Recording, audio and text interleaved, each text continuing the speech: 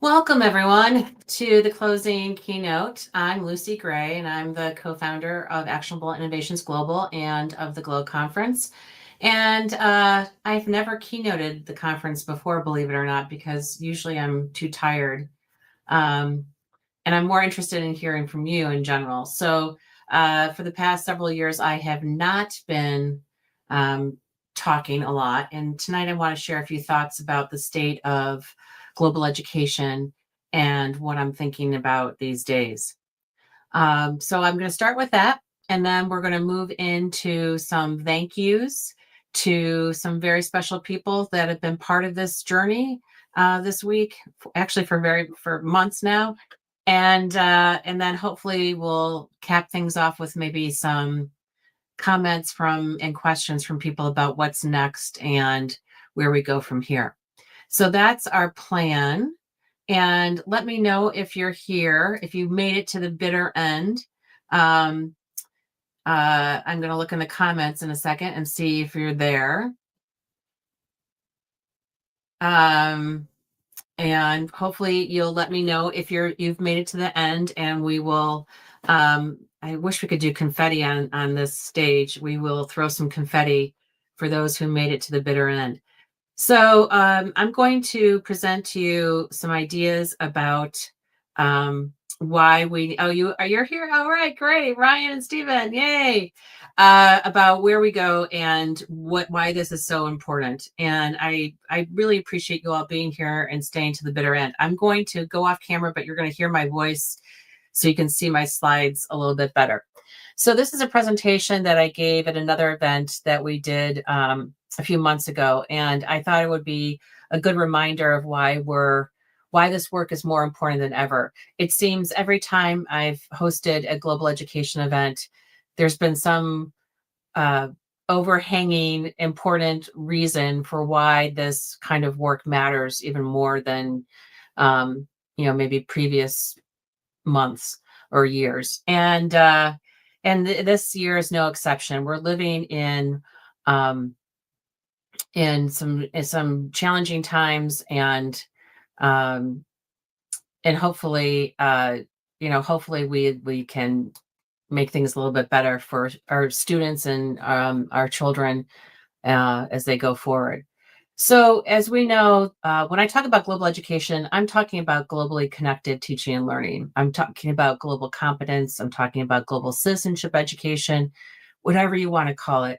There's also education for all, which is a component of SDG 4 for sure. But I really want, education is educational technology is my wheelhouse. I've been a technology coach and a technology director at a school, and a middle school computer science teacher. So I really believe in the power of technology to provide a window to the world for students. And I want students to use technology in thoughtful and productive ways. Right now in the United States, there's a big backlash of too much screen time and too many devices and everybody being glued to their cell phones. And I think that's partially because somehow teachers pedagogically, they're missing something in the foundation that so that they in their foundational teaching that would allow them to use the technology in interesting ways. I think that's part of it. I think there are a lot of reasons why, but I'm concerned that that backlash is not completely founded, and I want to see students use technology for good, for purposeful learning, and I'm sure you do too. So, in addition to these challenges, we're facing some philosophical ones too. I think that each of us needs to develop our own kind of elevator pitch or standard talking pieces of information that we throw at people when they start saying technology is bad or not needed, or global education is not needed. So that's one barrier that I haven't put into this presentation that I'm seeing a lot of right now. In the United States, we have some issues, including inadequate funding of global education. We're not the EU where global citizenship education activities are funded and it's part of the curriculum. We're not IB, which has a huge global thread to it and is really important. And I'm going to talk about that in a minute. But there's not enough funding or interested parties who are providing funding in the United States in the discussion and the forum for elevating this. And due to the pandemic, due to the current political situation here, global education has taken a back seat in the grand scheme of priorities. We're more worried about our math test scores than we are about our students being good human beings, in my view. And so that's another complicated issue as well. And then having time, and this is also ties into priorities for training and professional development and helping teachers get better pedagogically and in terms of building their own global professional learning networks so that they can do global projects and that sort of thing. It's just not a priority with school leaders when they're worried about whether their test scores are up or down, whether they're going to receive funding, whether they have there's so many other things, whether their buses are running, whatever it is, those things take priority over globally connected teaching and learning. And I'd like to see this moved up a little bit up that scale of priorities. And then another issue is lack of access to global learning resources.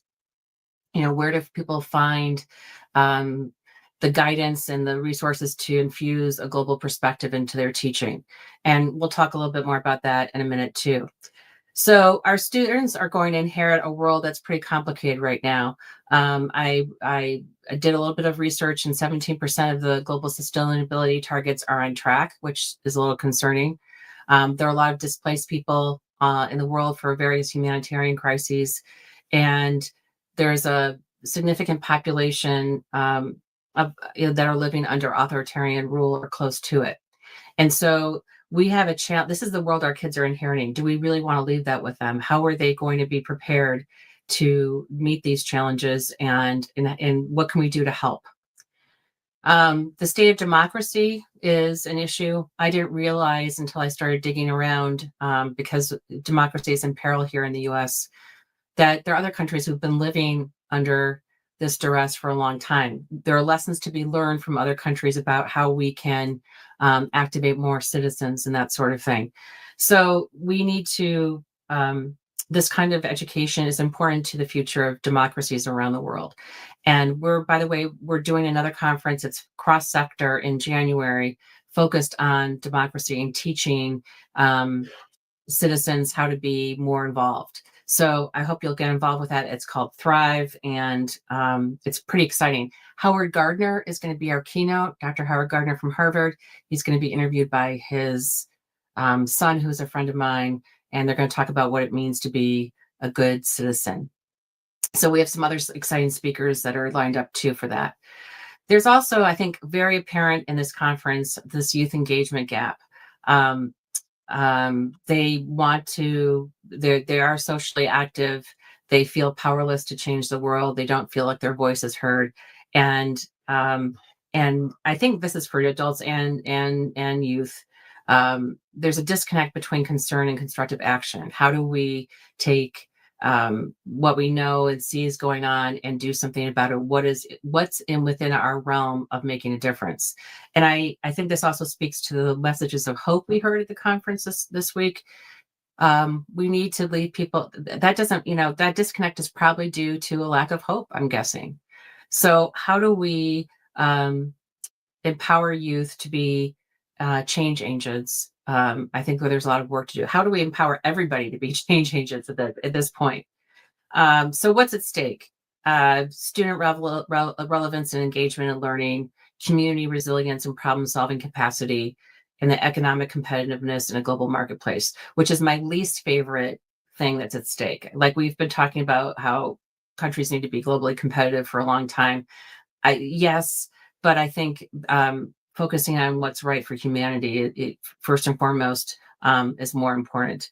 So if we are not preparing students to be global citizens, we're neglecting the core mission of giving them the skills, knowledge, and mindsets to be active participants in an interconnected world. So I also believe that globally connected teaching and learning is not something that you have to do that's in addition to the curriculum. It has universal appeal.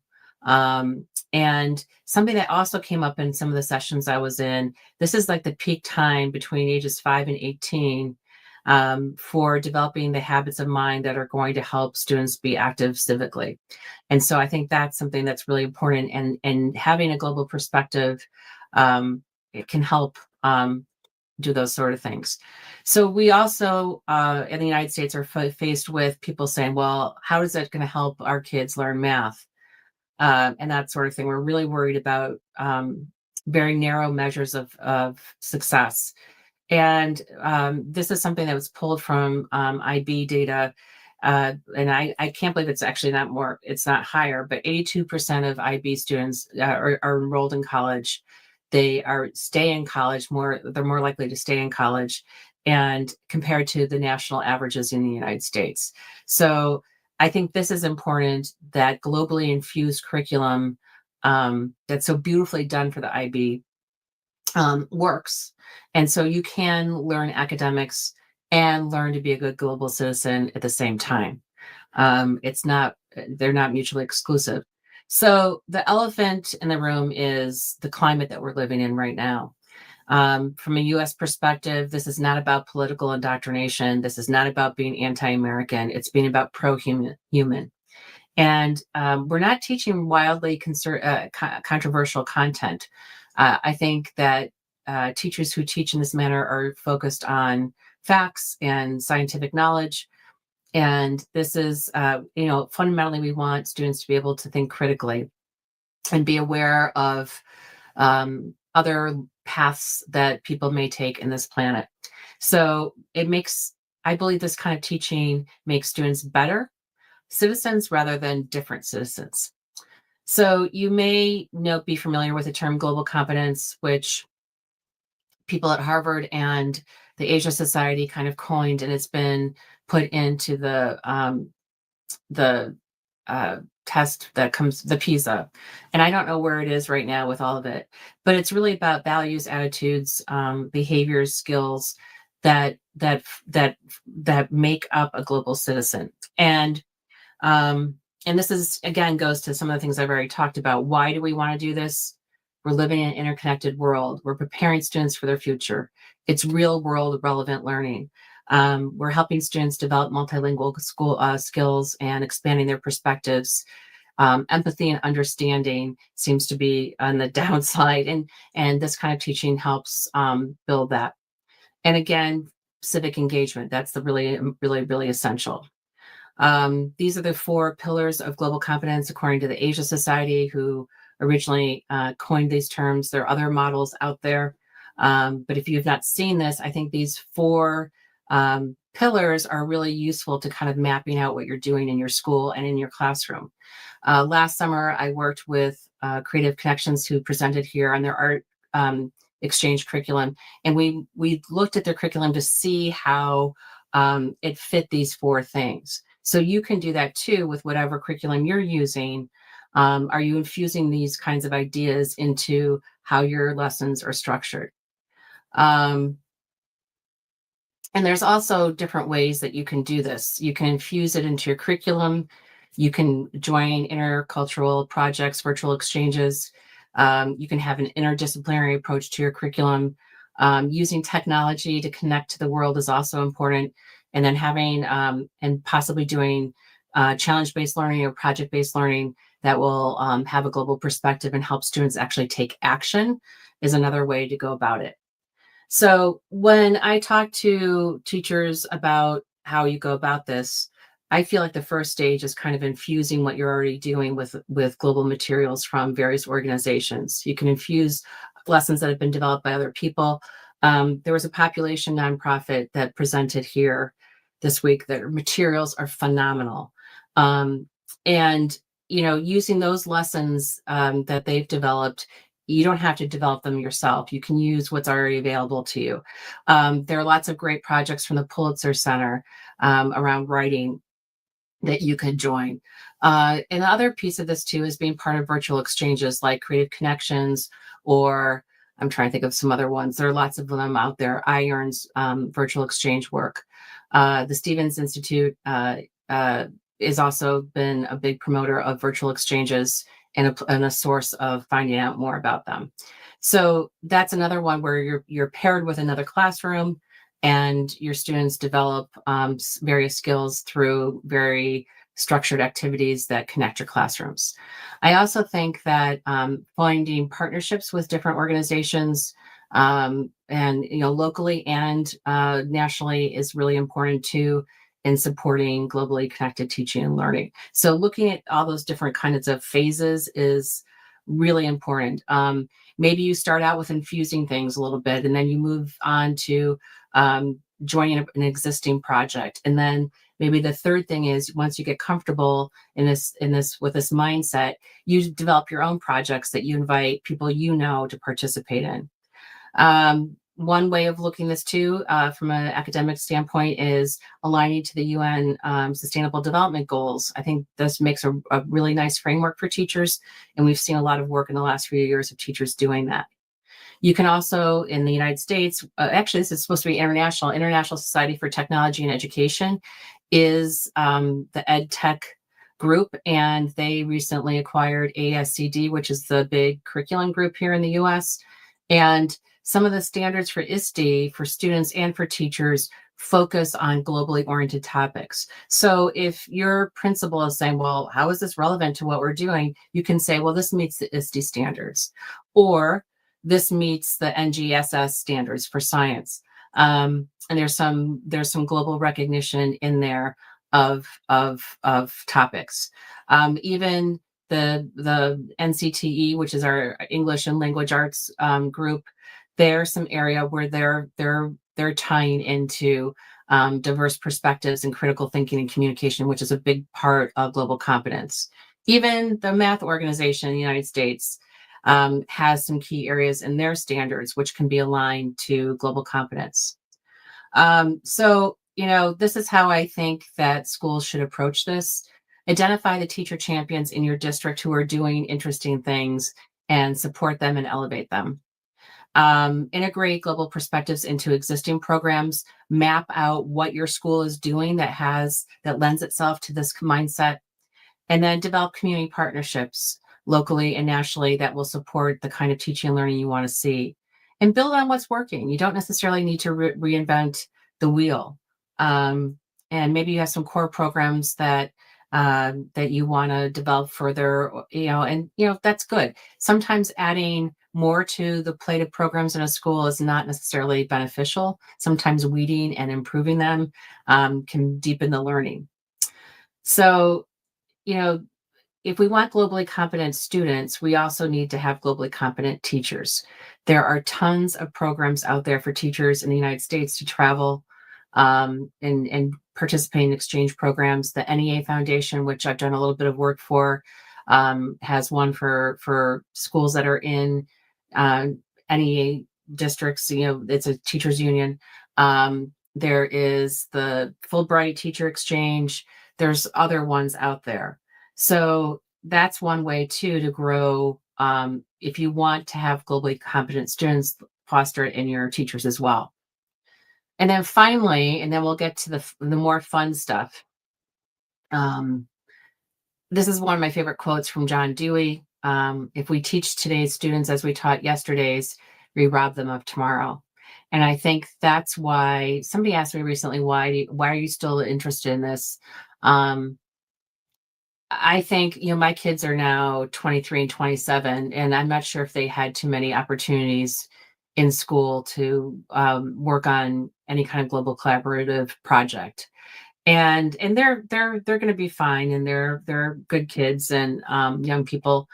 But I really wish they had had more opportunities to be exposed to more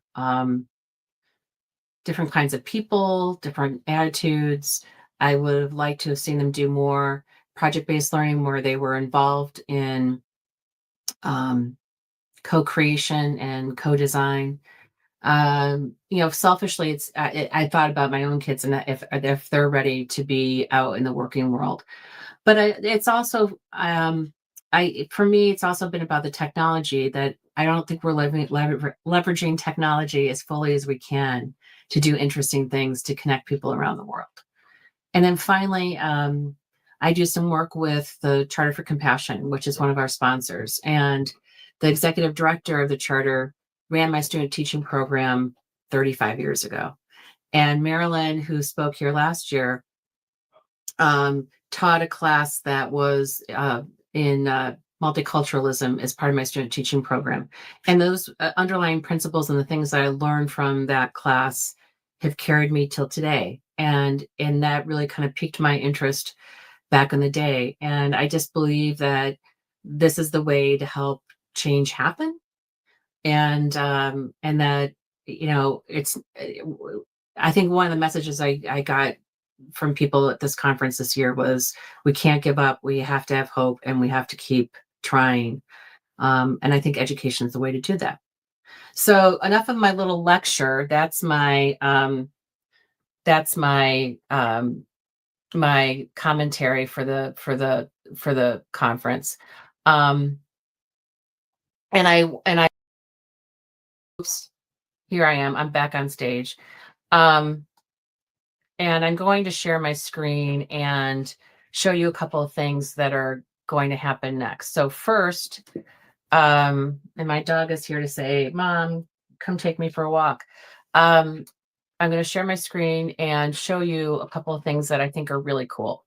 So the first thing is, so if you are a paid ticket holder, one of the resources that's going to be shared with you is something new that I've been working on.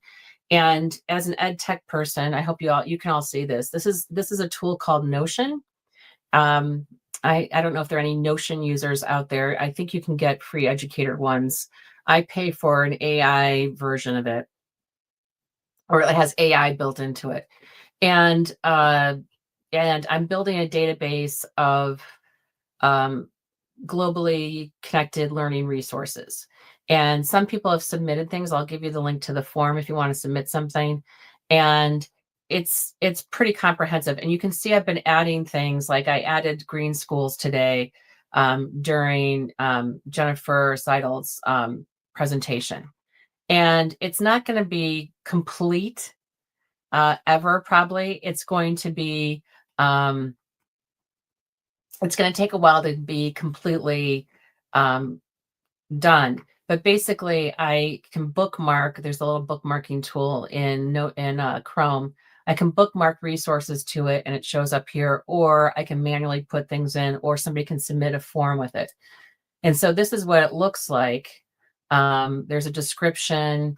There's a place to put the author's name in, the kind of resource.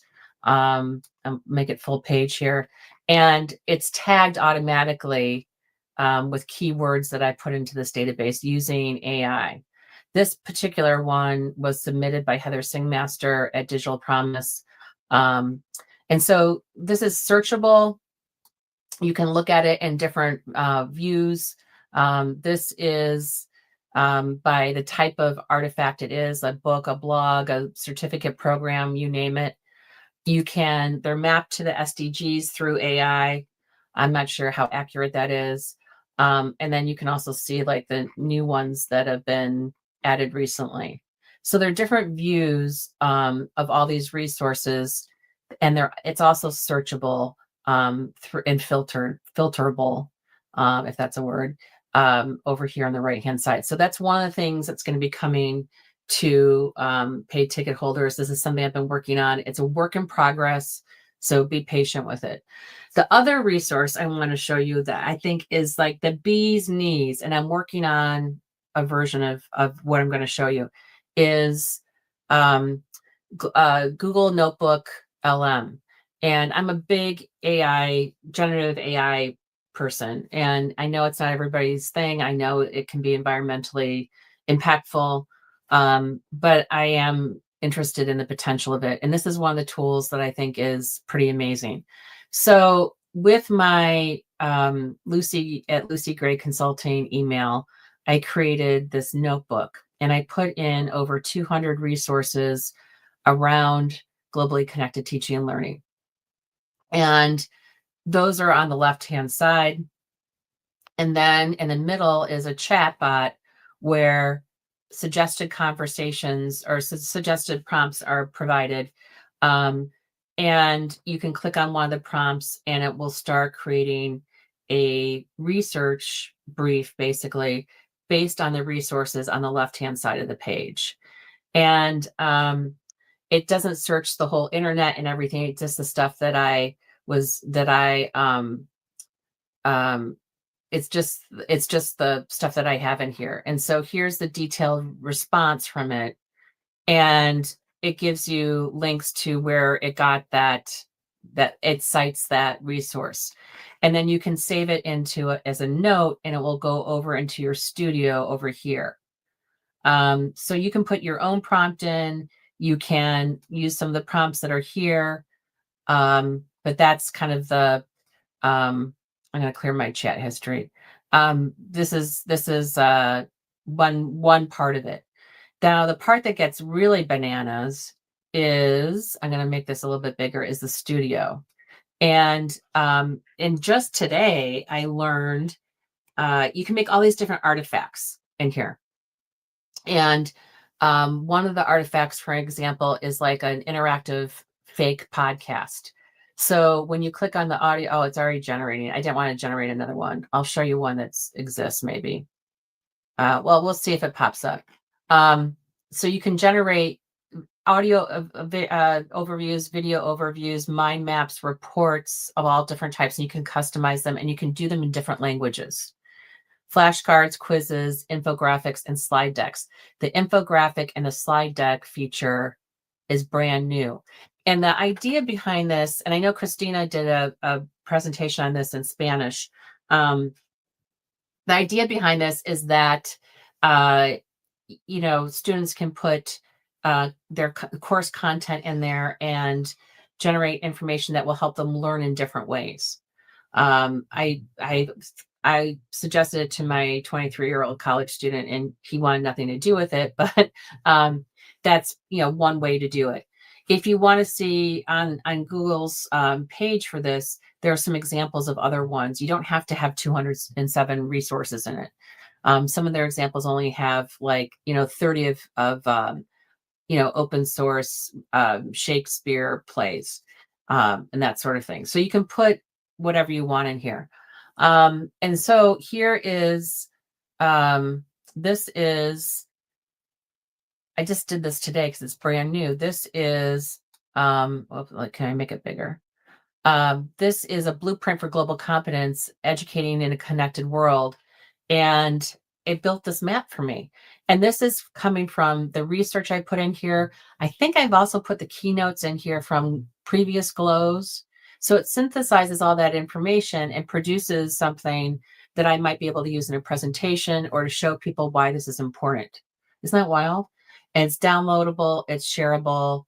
But here's the thing. If you're doing this like in your school's domain, I don't know how this will work. I can't share this with anyone other than people that have a Lucy at lucygrayconsulting.com email, which aren't many other people. It's limited to people who are in my domain. And I wish they would change that. I don't know why it's that way. So you want to do this with a free Google account, with one that's not tied to an institution, if you want to make it shareable for other people.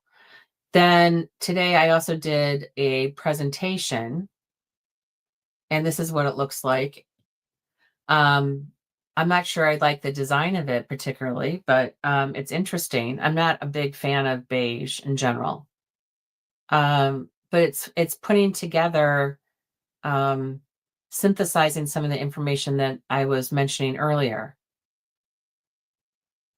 So it's not the be all and end all of everything, but I was just blown away by that. And the one artifact that is just really interesting to me is the podcast one, which is interactive. You can pause and ask the AI a question about the material, which is mind-boggling. So if you are I'm making one that's kind of glow oriented, and hopefully I'll have it done by the time I send out kind of a final email with resources for you guys to the paid ticket holders. But I wanted to give you kind of a preview of this, and hopefully you'll find it useful. So I'm going to stop sharing for a minute and see if there are any questions about that, and then we'll move on to thank yous and that sort of thing. Oh, you didn't see it? Oh my gosh. I can't believe I didn't do it. I just said, oh my gosh, and my dog went bananas. Hang on. Let me see. I can't believe I wasn't sharing this. Share screen. Oh, both of these things I was sharing, and then you couldn't see anything. All right. It should be sharing. It should be sharing to StreamYard. Oops. Can you see it? All that talking and no talking. That is so strange. Why can it not show? Huh. Oh, this is going to drive me crazy. So I'm sharing a tab. After all this, you would think I would know how to do it. I'm sharing a tab. Oh, I wonder if okay, you saw the database, but not the notebook. Okay, got it. All right, so let me change tabs. That's the problem. Sorry. Okay, so here's the notebook. I'm going to share this tab instead. So now you should be able to see it. Got it?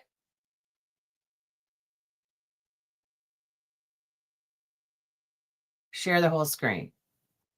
All right, let's just do that. It should be showing you the thing. I hate sharing the whole screen because it kind of goes goofy, but all right, let me try again.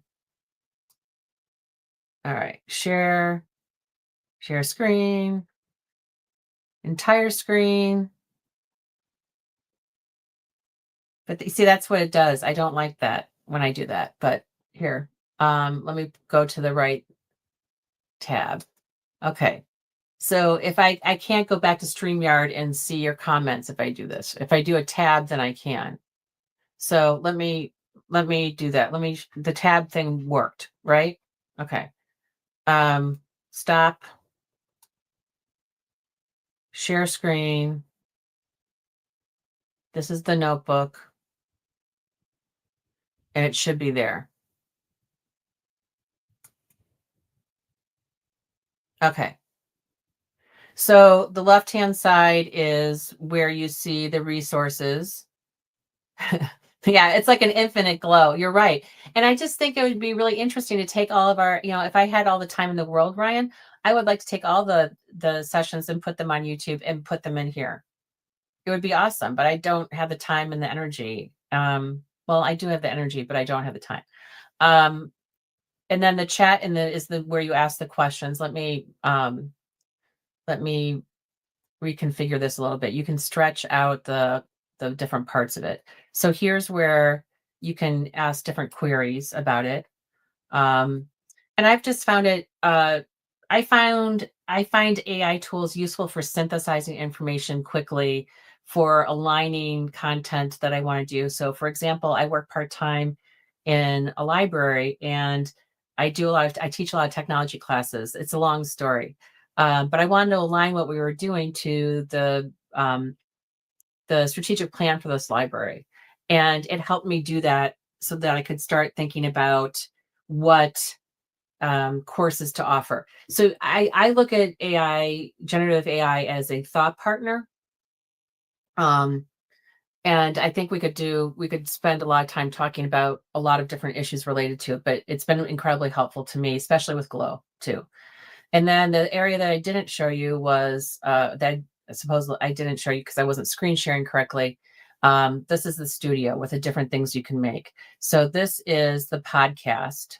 Welcome back to the Deep Dive. Today we are strapping in for, well, a deep dive into the very definition of modern education. Specifically, we're focusing on how schools are supposed to turn students into global citizens. Our mission today is to understand how global citizenship education, or GCED, and intercultural competence development are fundamentally redefining what it means to be educated in the 21st So then century. you can We're moving listen far to beyond this just measuring how well you read or podcast. You can calculate. download New it. metrics are all about global readiness. You can And that download shift it. it's urgent. And so then it's also interactive.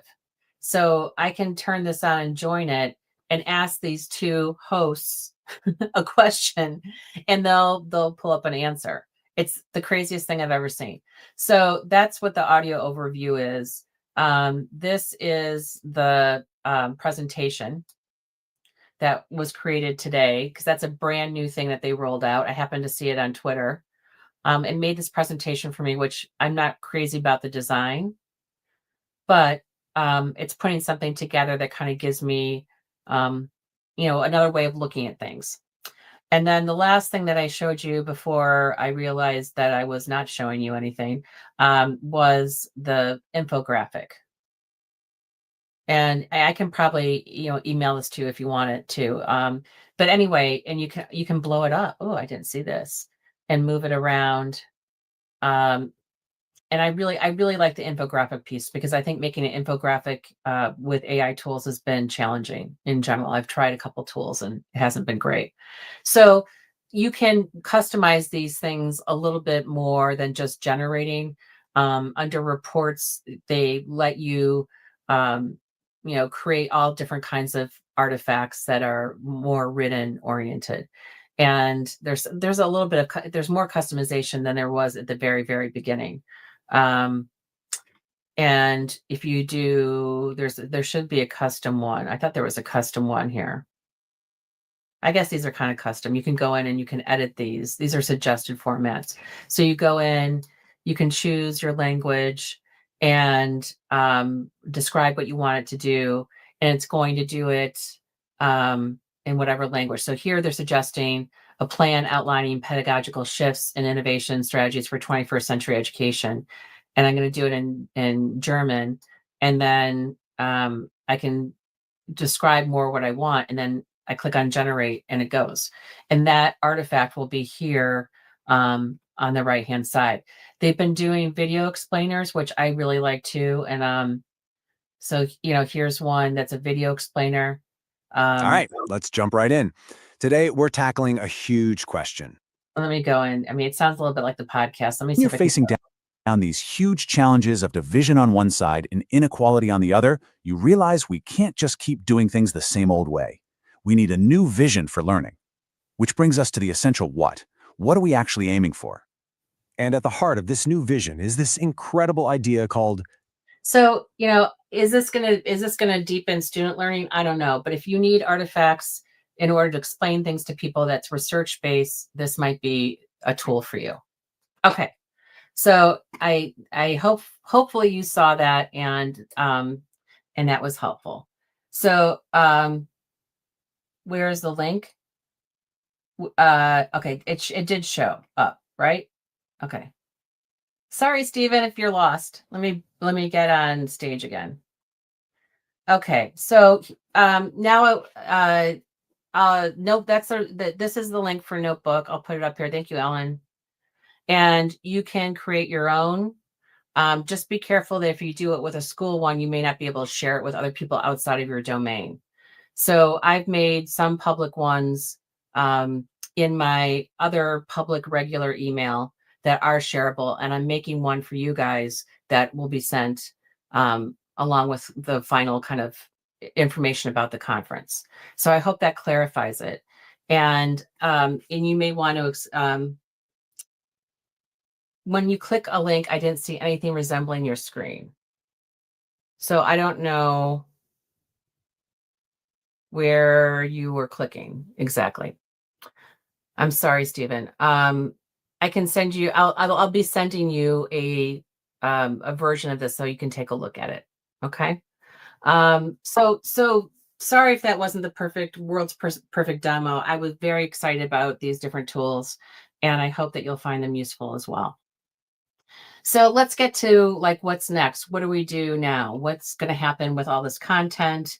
First of all, I want to say thank you to everyone who presented and everyone who's been in the rooms actively engaging. You guys, Stephen, Ryan, Ellen, you guys, Star earlier has been here quite a bit. Thank you for being part of this community and sharing your work and being actively engaged. We really appreciate it.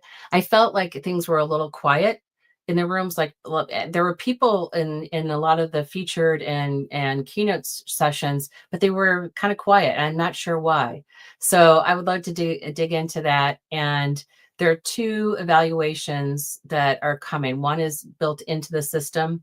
There was a midpoint survey, like a very short thing, and then an ending one that will pop up when the event comes to a conclusion. But then there's another survey that I'll send to you that's a little bit more in depth that I would love your feedback on how we can improve Glow.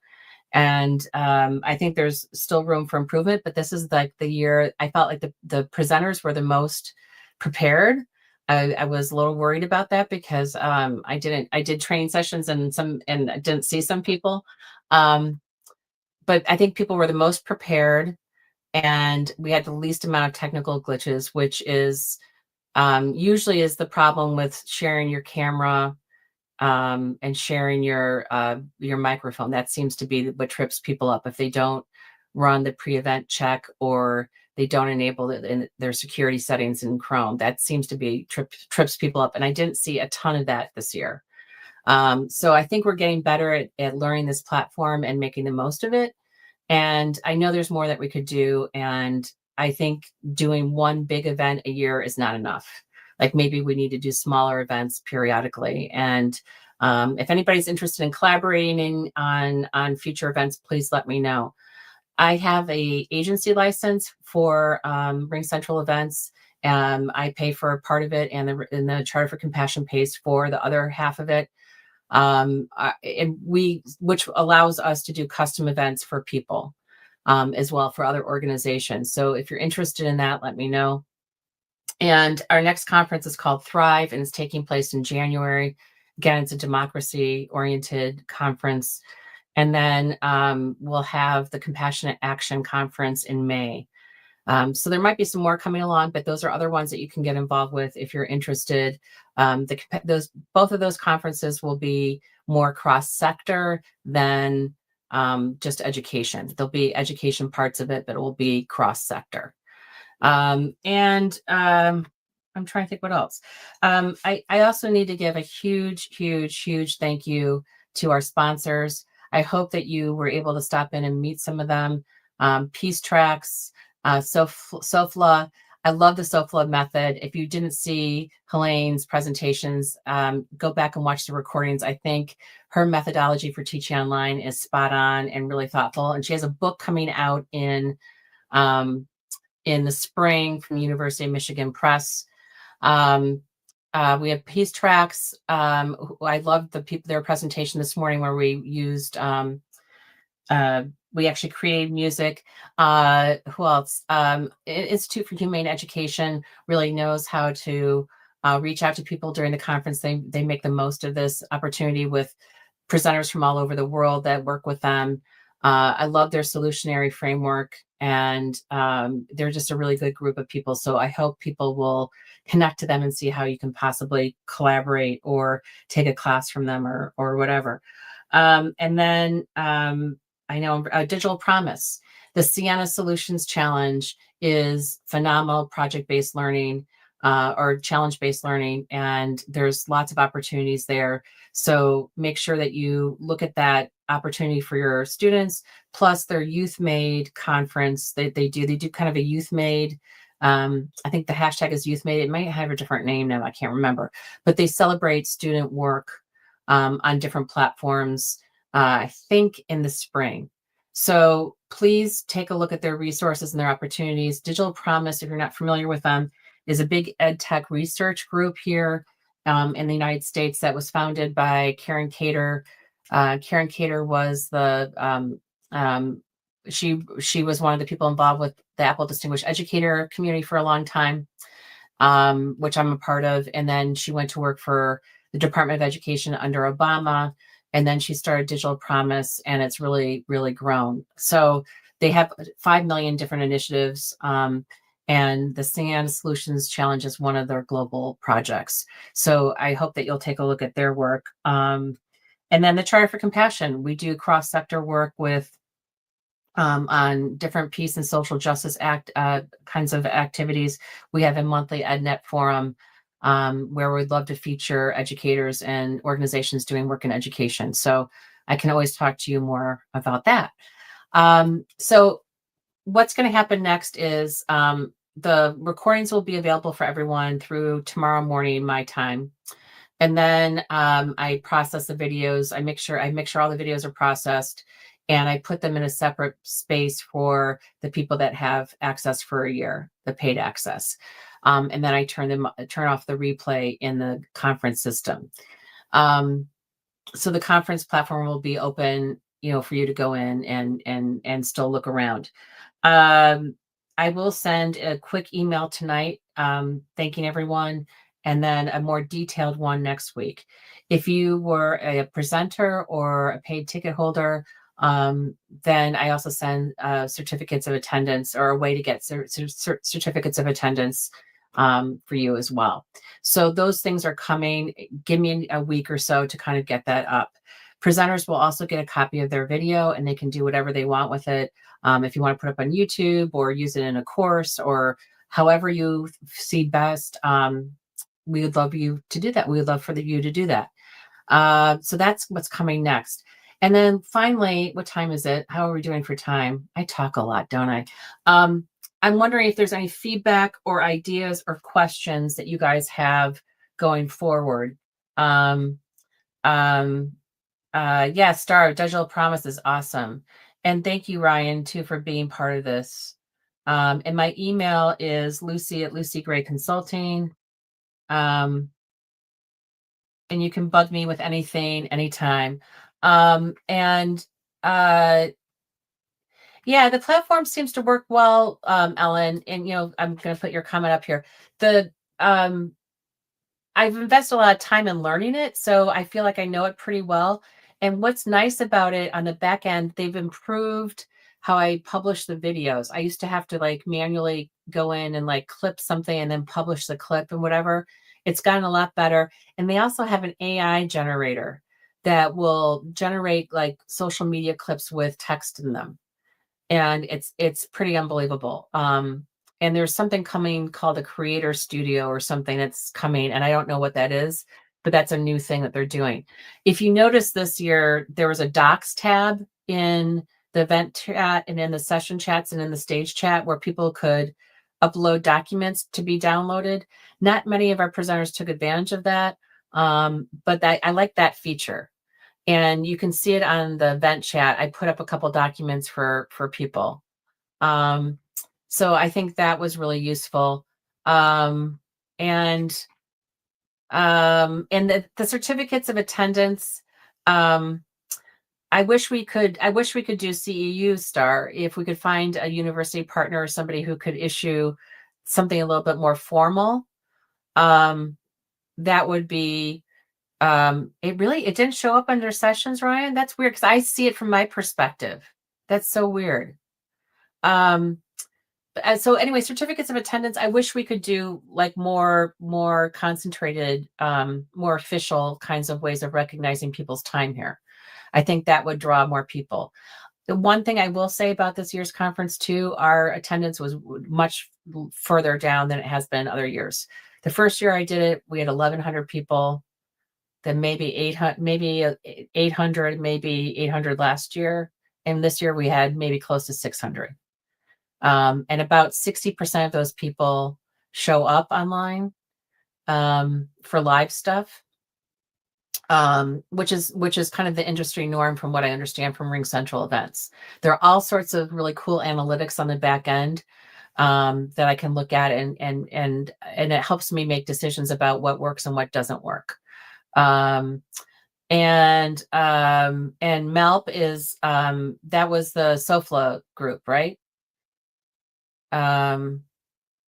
Yeah, Star, I would love to do that. I also tend to do this kind of thing. We've tried to have committees for conferences before, and it's still a lot of hard. I don't know. It's hard to do, and I would rather have this be a more collaborative effort in terms of planning. Somebody had suggested to me last year to get going earlier and put the word out. And I did this year. I started everything in January, believe it or not. And I didn't get a lot of response from people. And I don't, I know we're living in kind of a weird time. So, and people are kind of emotionally stressed. Um, but I'm a little flummoxed by, uh, I think this is incredibly valuable and organic and real. Um, because it's a community effort, I'm a little perplexed by the attendance. I'm a little perplexed by other organizations not getting involved. So, and you took the last 2 days off of work so you could do more. Oh my gosh, Martha, that makes my heart sing. Oh my gosh. And Martha, somebody said to us, when Steve Hargadon and I were working together years ago, and we had Howard Gardner be interviewed by his son then too. This is a long time ago, like 2013. Somebody in the United States, it wasn't, someone in a far-flung corner of the world, said, I would never be able to go to this kind of PD where I work, where I live, for geographical reasons and also for cost reasons. And so I felt like she said, I feel like I had a front seat row, I was in the front seat of a Howard Gardner lecture because of this. So I think that's the accessibility of information and of a network is, I think, really vital to to being a global educator, right? And so I really fervently believe that this kind of thing is great. The other Julie Lindsay alluded to this. I knew Julie. I've known Julie for a long time, and uh, and I had the pleasure of going to Beijing to Learning 2 one year and being a facilitator because of her and other people. One of the things that she alluded to was that 15, 20 years ago, I guess, yikes, there was this great community of people around the world who were blogging and tweeting and sharing best practices. We all knew each other. We all supported each other. We were all ed tech people because I think we believed in the power of technology to connect people. And that world has changed. Everybody's kind of in their own little corner now. A lot of people have become consultants and are doing their own self-promotional thing. And ed tech is getting kind of a bad name right now. I don't in the United States, there's a lot of pushback about cell phones in classrooms and drill and practice software, and screen time and so that's a conundrum too. Is how do we get people excited again and want to be part of this, whether it's virtual, whether it's asynchronous or synchronous. I don't know. Let's see what else. I'm on the fence about regarding the platform. Okay. You got where you had to, but it was not smooth. Can you elaborate on that a little bit more, Stephen? Was it bumpy? Was it hard to find sessions? What was the hiccup? That's good feedback.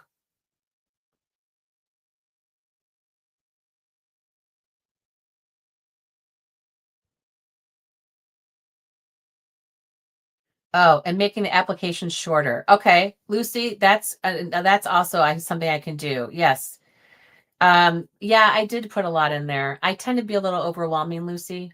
So I guess people should get a badge just for making it through the application process. Um, so yes, we can do that. Um, Definitely can streamline that for sure. And oh, Star, you took 2 days off too. Wow. Okay. Well, this was a lot of the PD becomes a sales pitch for paid programs. Yeah. Yeah, yeah, I know. And that's people are desperate. People who have organizations where they depend on business from schools. They're trying to they're trying to figure out the way to sell to schools, I guess. And yeah, so um it's tricky. Okay, so much of the tech that you guys seem to flow with isn't obvious to me. And Stephen, I had a friend text me in the middle of the opening keynote, maybe saying, "How do I leave a comment?"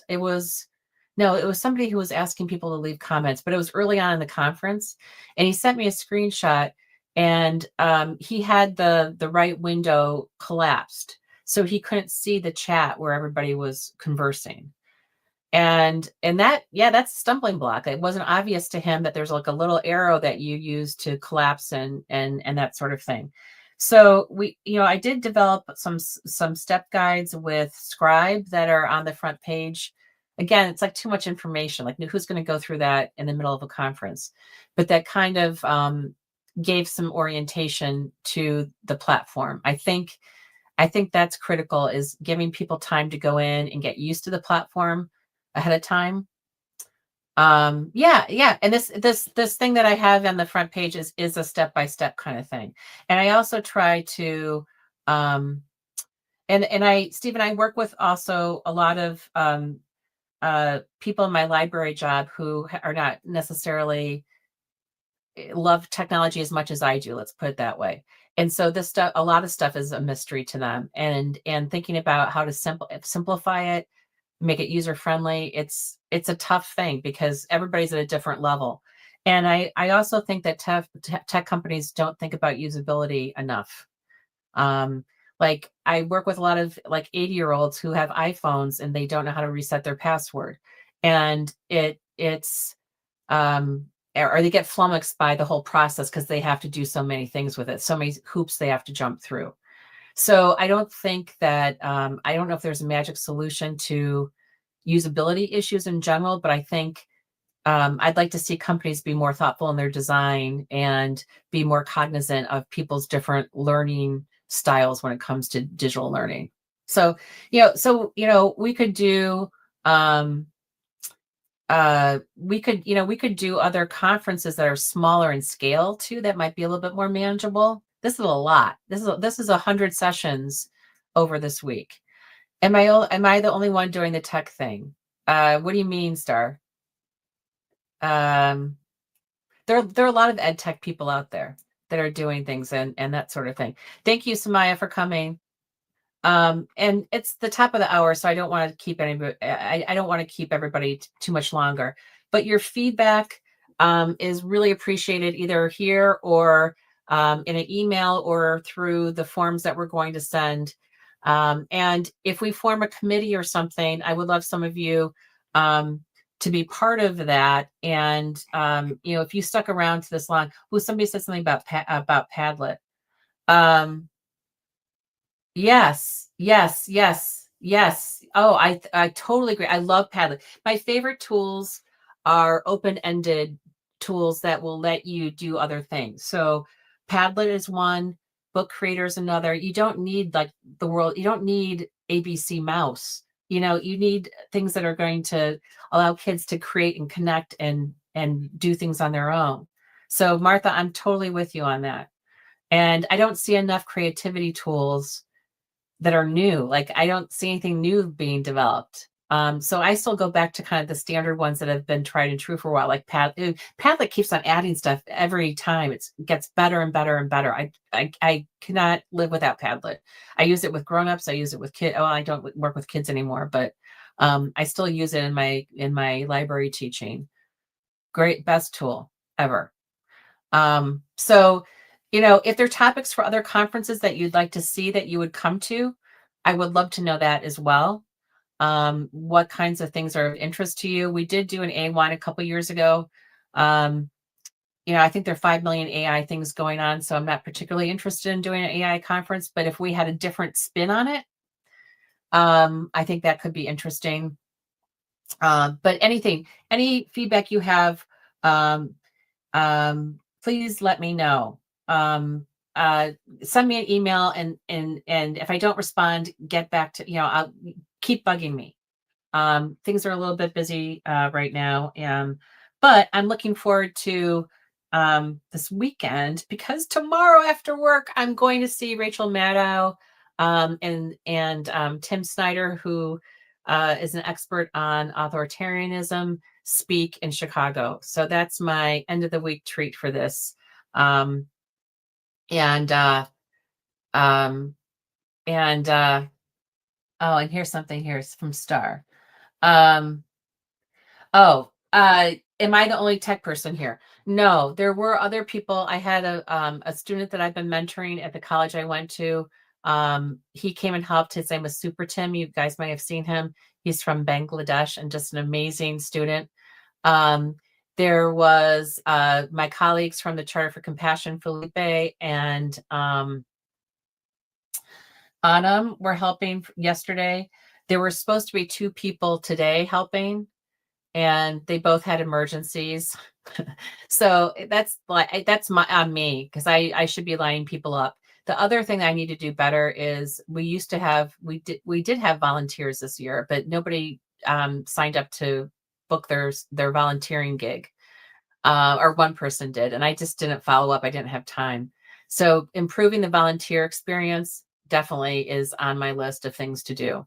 But basically today and this afternoon, from 10 a.m. my time till now, I've been checking on rooms and making sure everything goes. But it wasn't too bad. It really everything was manageable. The biggest problem was StreamYard acted very strangely during the digital promise session, and I had to switch to the stage that comes with Ring Central events, and it worked fine. I don't know what happened with StreamYard. It was very bizarre. So anyway, yes, I typically am, and I could use more technical help always. It doesn't hurt to have more people helping, more cooks in the kitchen. Okay. So please, I want people to, I hope people found somebody to collaborate with, and let's think about how we can all work together to do more events. As long as I can do as many events as I want to with this platform, and I want to make it affordable and accessible, but at some point I need to be able to pay for the platform too. So thank you so much. Thank you to Christina Velasquez for arranging for the Spanish session. She does a phenomenal job with that group. They are so good. And I really appreciate all the effort that they put into things as well.